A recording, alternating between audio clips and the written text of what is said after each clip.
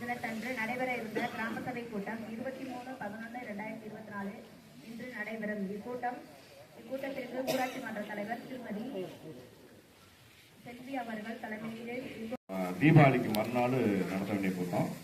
தீபாவளினால இதை இப்ப தள்ளி போட்டுட்டு இன்னைக்கு நடத்த சொல்லியிருக்காங்க. அதனால இப்பொழுது கிராம சபை ஆரம்பமாகிறது.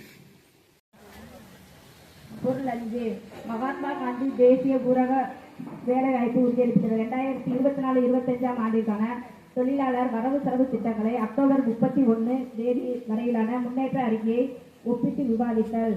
அந்த 50 நம்ம அழகேசரி என்றவங்க தான் அழகேசரி என்றவங்க தான் இவங்க தலைமையை தொழிலாளர்கள் தான் பஞ்சாயத்துல இருக்க நம்ம தூய்மை காவலர், தூய்மை பணியாளர்கள் அவங்க நம்ம இப்ப நம்ம சுத்தோட்டமா இருக்க முடியாது. அவங்க தான் தன் உயிரை பணைய வைத்து அவங்க நமக்கு குப்பைகளை எழுதும் சாக்கடை கிளீன் பண்றதையும் உறுதுணையா இருக்காங்க. அவங்களுக்கு நன்றி தெரிவித்து பாராட்டுகளை தெரிவித்துக்கிறோம்.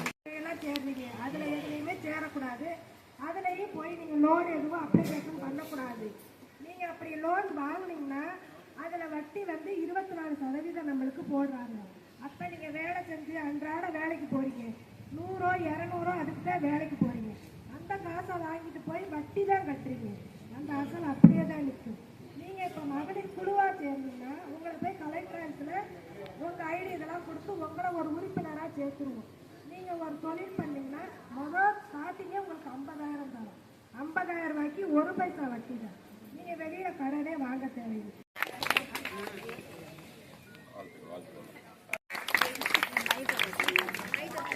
வாங்கப்பா.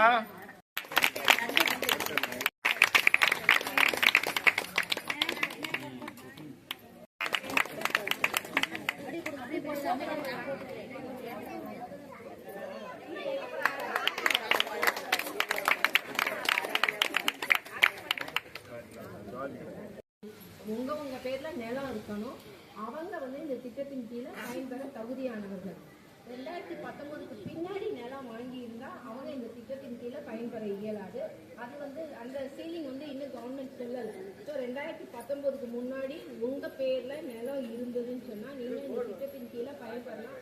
வருஷத்துக்கு 6,000 ரூபாய் மத்திய அரசாங்கம் நேரடியாக உங்களுடைய வங்கி கணக்கில் பதிவு செய்யறாங்க. ஒரு சிலருக்கு கிடைக்கல, இல்லை வந்துட்டு இருந்தது நின்று